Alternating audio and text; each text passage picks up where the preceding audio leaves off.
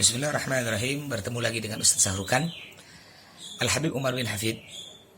Walaupun saya tidak pernah mondok di tempat beliau, saya mondok di tempatnya Habib Salim Syatiri dari Mahadrumut. Tapi saya berguru dengan beliau karena beliau sering mengisi tausiah di pondoknya Habib Salim Syatiri. Beliau Habib Umar bin Hafid berkata, belum ada sejarah baik dari zaman Nabi Muhammad atau Nabi sebelumnya atau zaman sahabat tabi'in, kalau ada wabah itu sampai tidak sholat Jumat menutup masjid, tak ada. Ya, baru zaman sekarang nih. Ini zaman paling aneh. Ya, masjid sampai ditutup. Na'udzubillah min dzalik.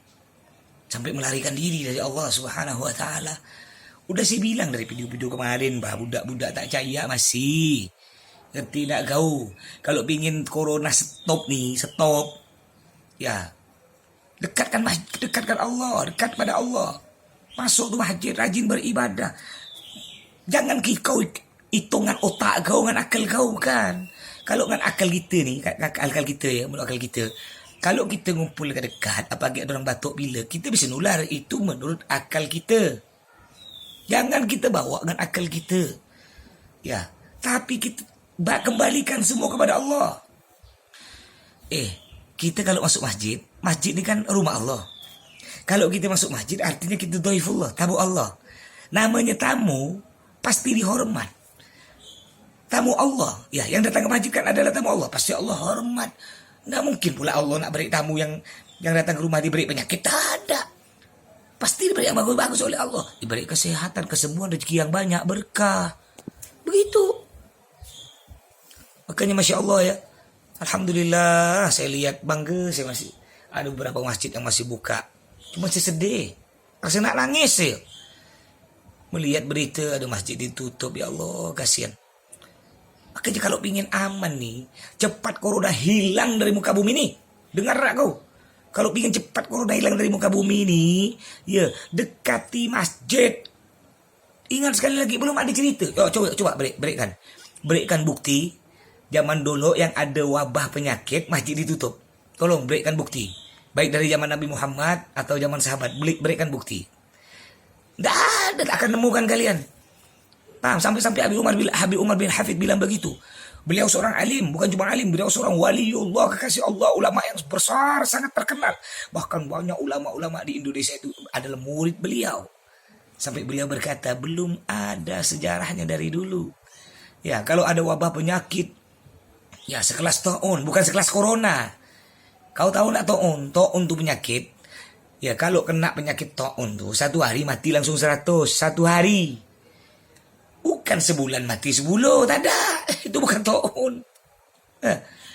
Belum ada sejarah zaman dulu penyakit taun, penyakit wabah yang super bahaya. Walaupun ada penyakit wabah zaman dulu, tak ada sampai nutup masjid. Tak boleh Jumat, tak boleh berjamaah, tak ada. Bahkan masjid zaman dulu kalau ada wabah dibuka lebar-lebar. Saya masih ingat, abah saya mungkin, datuk-datuk kita zaman dulu pernah cerita. Dulu zaman dulu pernah terjadi ya di daerah Jawa, ya kalau tak tahu di Pontianak ni ya, terjadi penyakit wabah taun. 1 hari mati 10, 1 hari mati 40. Sampai orang zaman dulu bilang, kalau ada tamu bilang assalamualaikum, jangan kau buka pintu, mati, kata zaman dulu dia. Orang zaman dulu bukan berkurung diri rumah. Tiap malam mereka keluar rumah. Baca apa? Baca burdah. Ya Rabbi bil Mustafa balla maqasidana waghfir lana ma madha ya wasi'al karami. Ya Rabbi bil Mustafa balla maqasidana.